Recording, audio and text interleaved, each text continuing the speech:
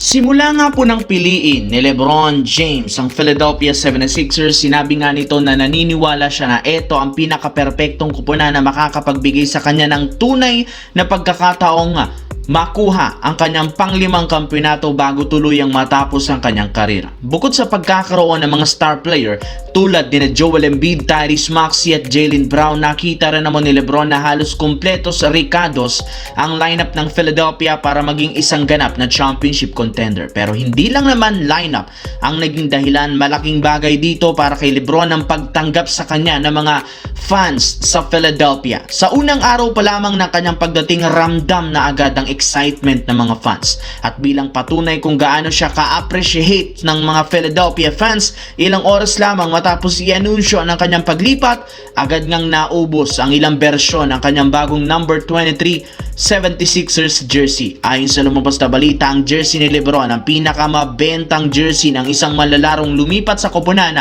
sa unang 48 hours, kung saan nalampasan niya nga dito ang record ni Shohei Ohtani noong lumipat siya sa Dodgers. Pero hindi diyan nagtatapos ang pag-appreciate ng mga fans kay LeBron, dahil ngayong araw sa loob lamang ng 2 hours muli sold out agad ang mga bago at official jersey ni LeBron James sa ilang mga physical stores sa Philadelphia.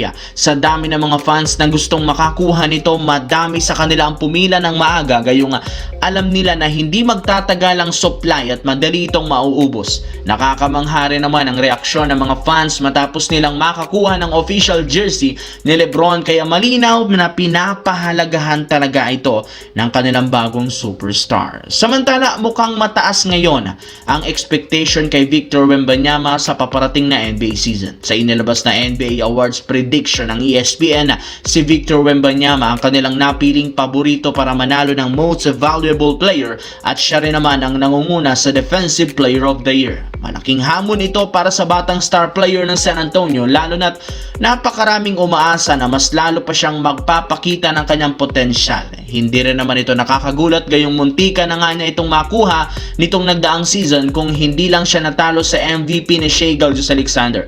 Pero posibleng mag-ibang sitwasyon, dahil kung mas maging consistent siya sa scoring, rebounding at playmaking at higit sa lahat sa depensa, hindi imposibleng makuha niya ang dalawang major award na ito. Samantala, may iba pang kapansin-pansing pangalan sa prediction ng ESPN.